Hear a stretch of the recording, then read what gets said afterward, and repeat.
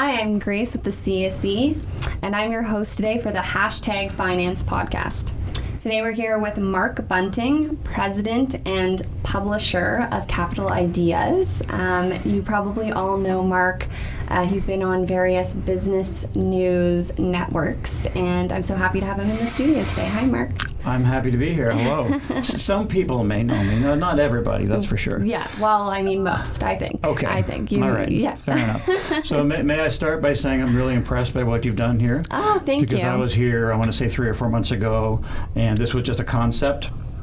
And here you are with your equipment and your cameras, and you're pumping out podcasts, and it's really exciting. Yeah, it's been a really good adventure. We've all kind of, from the team, had our input in the studio. James has put in pictures, and we've ordered various equipment, and it's been fun. I think people are really gravitating towards this type of content other than the kind of, question answer, and that's what I was kind of going with this, is I wanted more free speech. Let's get to know the CEOs, or like the people that walk around on Bay Street. Who are they? What do they do? What do they like to do?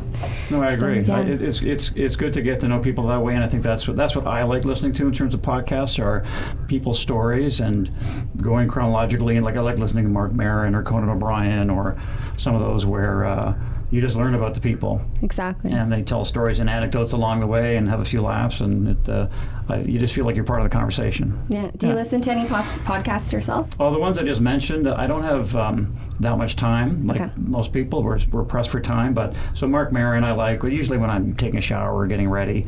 Conan O'Brien has one now, which is really good. Sometimes Joe Rogan. But I find his podcasts are 3 hours long, so who's got that kind of time? Yeah. That's a project that takes you a full week to listen. I would not want to do a podcast for 3 hours. Although they say that you probably know the optimal time for a podcast is about 22 to 25 minutes, because that's sort of the average commute. Mm-hmm. And Joe Rogan's 3 hours, and he's still top 5 every week. Wow. So does he break it up, like part 1, part 2? Not really. He does about 10 or 15 minutes worth of ads, which I fly through. And then he just starts rambling. He does a lot of the talking, like most of the talking. Anyway, he's very good. That's great. But to answer your question, yes, I do listen when I can. What do you like listening to? I think my favorite podcast is, well, it's not a podcast, but Howard Stern is a great one. Oh, there you go. Very funny and very personable with his guests. Mm-hmm. I also listen to like a New York Times one, which is nice in the morning, just to brush up on news, right? Because we don't all have the time to read, or when we're on, and I don't want to carry around a book. So if I could listen to it and get informed in the morning, it's always a plus. Have you followed Howard Stern on his book tour recently? I just bought his book. Oh, you did? Yeah, so I was. It's really good, actually, the way he breaks down the interview, because he is looking, like he says, audio is one thing to hear an interview, but if you actually break down the interview and someone can read it, you pick out a lot of other things. So, yeah. Well, I read his previous books, which came out years ago. Okay. But I've watched him on Colbert for half an hour. I should get back to it, actually. He was interviewed by Terry Gross on NPR. So these two great interviewers going head to head. Oh, wow. And so there's sort of a sameness to his all the stories he's telling, which is fine. He's doing a promotional tour. But he's an interesting character, and he's evolved over the years. Yeah, and a lot of what you're used to with the interview formats you're used to is like question answer and it's more structured, right? Not to fault it, but right. Do you think being at Capital Ideas and seeing media, you have experience with BNN and Bloomberg, do you see interviews going that way in the future, like in that podcast kind of format? I think you'll have a combination, and I think there'll always be room for a traditional interview, which is essentially what I do, either at BNN or at Capital Ideas, and they are structured. You're right, and I would like to do. We do a podcast, but it's essentially the audio from a video interview that we've done, and I do an intro and extra. I record it at home, but I would like to get into more of this, where it's one-on-one, and it's. Again, it's more personal, but you get behind the person, get to know them better. It's not just my company's great and that kind of stuff. So, I mean, obviously, podcasts have just exploded, and there's so many different genres and types. It just depends on what you want to listen to. A lot of people couldn't care less for people talking for an hour about themselves. They'd rather hear news or information or whatever, or something specific about comedy or depends business, on the reader. whatever it is, yeah. Yeah. And so what are some exciting things you're seeing in media these days? Like, where do you see, like, television broadcasting going in the future? Like, I'm seeing a lot of live stream stuff, a lot of stuff, like a lot of emphasis on sound. What are you seeing? Live streaming for sure. We've done live streams. We've done about 25, 30 of them or so. How did it work out for you? Pretty well. There's always or often some sort of technical issue, but I do like the live component to it. I like that aspect because it's fun, it's a challenge, and you just have to go with the flow. So those are going fine. But a good example of a live streaming company doing really well is Cheddar. Do you know Cheddar? Yeah, I love Cheddar. Yeah. So for those who don't know, that started. They call themselves the mini CNBC. Yeah. And they started broadcasting, live streaming 2 hours a day. Then they broadened out to 9 to 5, basically every day. Constant content. Exactly. I can't even believe it. And so they're down at the NASDAQ, I think, the New York Stock Exchange. And they have other venues. And the gentleman, I follow him on LinkedIn. I can't think of his name right now. I want to say Steinberg. I forget now. But he built it up. He was I think he started BuzzFeed. I think you're right. Yeah. He was definitely high up with maybe a co-founder for all I know. Mm-hmm. But within 2 to 3 years, he sold it to Altus out of Europe for just recently for I want to say 400 million, something like that. Wow. I forget the actual figure. But that's real. That's a new way of thinking. That's over the top using apps. And he had a lot of, or has a lot of investment from some big time media companies that invested and saw the potential. Yeah, so that's I mean that's sort of aspirational. That'd be kind of cool to go down that road, but you need financing, you need money to pull that off. I think it was like 2.2 million in financing to be able to run that machine. So is that right? I mean, it does look like a well-oiled machine. Oh, for sure. Yeah, I know the figure I saw when I was looking into it, they raised a total of 60 million, I think. So wow. You can do a lot with that. Yeah, exactly. So I just want to know, since you have so much experience in interviewing and in business news, what's your most interesting interview? You don't have to name any names or any company names, but anything that really stuck out to you. What stands out to me? Well, going way back, I don't know if you know that I started in sports. I used to work at TSN. Okay. And I actually started going way back when I was 22 at your alma mater at Ryerson University at the CKLN station, which is now no longer. It's now 88.1. But I volunteered to do sportscasting. Wow. Once a week for 5 minutes, and then it became a lot more than that. And so in sports, I wound up interviewing a lot of my heroes like Jack Nicklaus, Guy Lafleur, Sugar Ray Leonard, like one-on-ones, and so that was kind of cool. What's the difference between the interviewing of sports and then finance? I find in finance... What do you like better? I find in finance there's more... Depends. If I'm doing a sit down with Guy Lafleur, which I did years ago when he came back with the Rangers in his late 30s, it was a one-on-one. So we got into it and talked about a lot of different aspects of his life. But if you're just in the dressing room, what are you going to hear? Well, we worked hard, 100%, all that stuff, right? All the cliche answers. Mm-hmm. But in finance, and even on the news front, let's say sports in the morning from 6 a.m. to 9 a.m. How much news is there that breaks? Not much.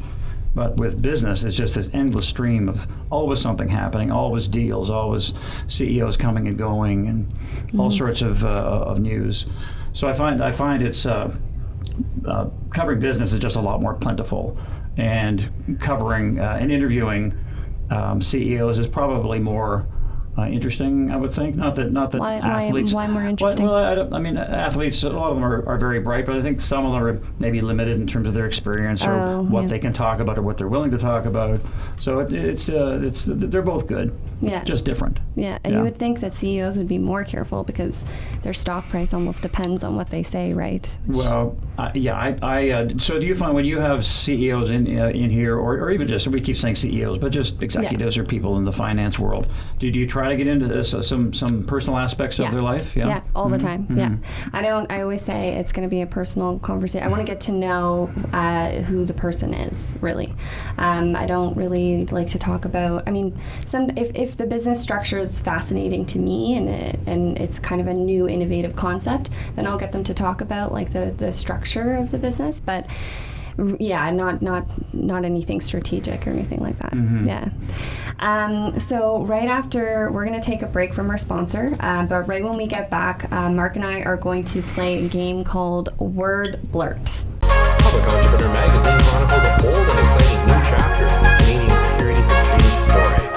With over 500 public companies and share turnover measured in billions, we're proud of our reputation as the exchange for entrepreneurs. Public Entrepreneur Magazine gets you up close and personal with a focus on topical stories and interviews with charismatic entrepreneurs that make things happen. If you haven't already subscribed, be sure to get your free copy available on thecse.com.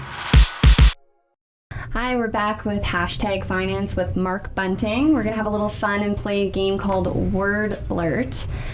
So basically what we're going to do is... First off, you have to say you got this from Jimmy Fallon, right? I did get it from... Yes, I did. And he loves his games. He does love his games, which I did not... Not my favorite part of his show, just so you know. But that's fine. I'll go along. I'll go along here. I just kind of was like, what's a good game to play on the radio? Because it's different. Like, we can't play... I don't know, like Scrabble. That would be... We would have, that wouldn't work very well. We would need the cameras to zoom in. So I'll grab this. Yeah, so just grab the notepad. Okay. And so what we're going to do is... I'm going to flip this piece of paper, and there's going to be a word on it, which James Black, VP Listings Development at the CSE, wrote down. And he said they're risky words, apparently. Oh. So risky or risque? Risque. Oh. Definitely risque. So we're going to put the word down. So I'm going to flip it over. Whatever the word says, the first word that comes to your mind that... When you see that word, write it down on the piece of paper, and then we'll see how similar the words are between each other. Okay. Yeah. All right. To see. Let's give it a go. So I write one word down. Yes. Okay. Yeah, one word. Okay, so at least I don't have to draw anything. Yeah. You wouldn't want to see my drawing. My stick figures. You wouldn't want to see my drawing either. Okay, so first word, Beyond Meat. Oh, okay. Okay, so you got to write it down on your piece of paper. Yeah, well, first word first. Sorry, I'm thinking. I can't see it, though. I'm thinking too hard. Got to put it down on Okay, how about, the first word that came to mind was this. Okay, hold on.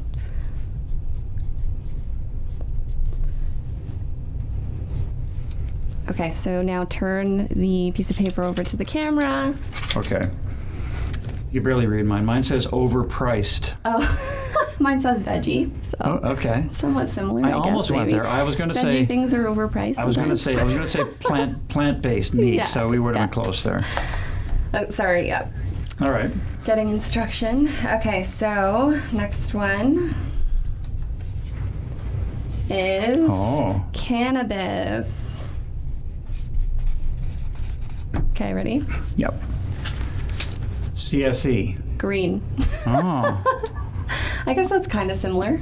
Well, I interview so many representatives from cannabis companies, and vast majority are listed on the CSE. So how could I not? And I had your CEO in, I guess, over a year ago, Richard Carlton, and I called him the king of cannabis. Yes, he is the king. Headline. Yeah. Oh, I should have wrote that down. Sorry, Richard. That's right. Hope you don't get in trouble about that.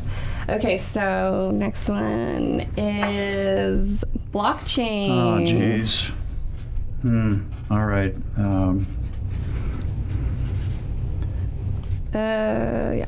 Ready? Okay, this isn't very good, but anyway. Innovative, useful. That's useful. Pretty good. Yeah, that's not bad. That's it's kind close. of it's pretty close. My initial thought was that they had such a screaming boom about 18 months ago. Yeah. And then all those stocks flamed out. Well, it was because I think it was associated more with crypto, but I think you're right. They moved hand in hand. Yeah. But when I say useful, from what I understand, I'll go to my grave never fully understanding blockchain, but I think I have a basic understanding of it. Yeah. And obviously they're multi-billion-dollar companies trying to figure out how to use it, and it probably will be and is useful to a degree. But mea culpa.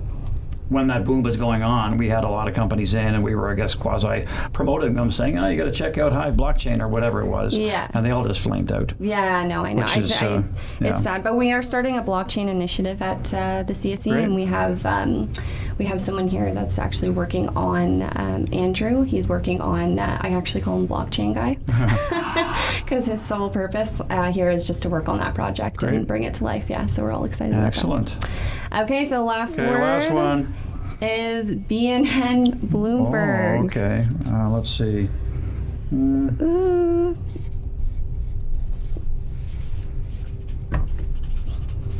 Okay. Ready? Okay. Partners. I wrote good.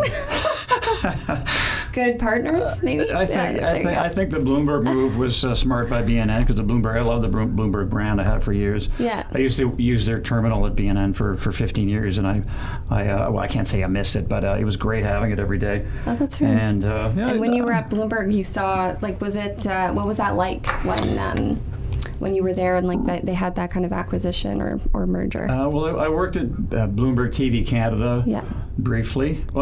Briefly, off and on for a year. I wasn't regular, but I would fill in and host. Mm-hmm. So I don't think that this had happened. Being in Bloomberg hadn't got together, but they had a small TV operation, and then you had all the writers. Yeah. So it was cool to be part of that environment, because there are a lot of really smart people, smart writers, breaking news, writing interesting stories. And I enjoyed it, and then the backers of that company just sort of couldn't handle it, so to speak, financially, and it just went up in flames. And I was kind of surprised in a way that Bloomberg would, because my understanding is that they do these type of partnerships all around the world on the TV side, and I'm surprised that they would sort of go in that direction and go with the group that they did. Not that I know that much about them, but they obviously weren't capable of being a good competitor to BNN. Yeah, so you almost thought that they kind of just like washed their hands of everything and was like, seems like, this is the best way to kind of exit this situation. Right. I think 25 people just sort of lost their jobs like that. Oh, wow. Right. I think. Don't quote me on that number, but that's, You wake up one morning and no more Bloomberg TV Canada. Yeah. That's true. I think they had the purple logo, right? Like the purple branding and that, which was pretty eye-catching. I think so, yeah. It's good. Yeah.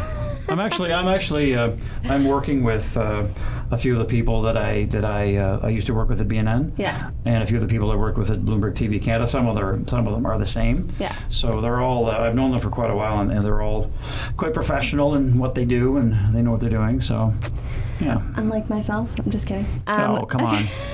So I want to ask about your title is what again? Marketing and events coordinator for the listings team, and podcast host of #Finance. Yeah. So. And can you fit that on a card? No. That's okay. And so how would you describe what you do? What's a regular day like for you? Other than having fun, Mm-hmm. I manage the team on a global scale. So like our number one marketing effort with our company is going out and taking part in different conferences all over the world to educate people about different emerging sectors that list on our exchange. So one of the most effective ways when you're, getting into something like cannabis, which is like a new, innovative kind of vice sector, was to educate people on like how it could work and how there are companies listing and how companies can list. So It's cool.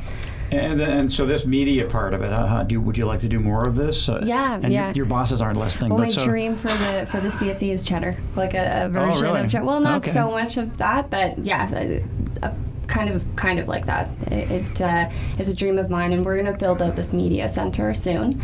We're going to do our first listing ceremony, hopefully end of July. Oh, great. If not, we'll do it in the fall. And I plan to get us to live stream that, so it'll be great. Our first experience with live stream. And you'll of course be so when you do the CSE live stream network, you'll be the lead anchor. No, I think everybody will have. Come on. You're being honest. You'll be the lead anchor.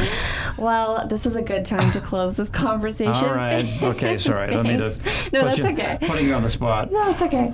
Thank you so much for joining me today, Mark. You're welcome. It's a pleasure having you. Yeah, you too. Thanks, Grace.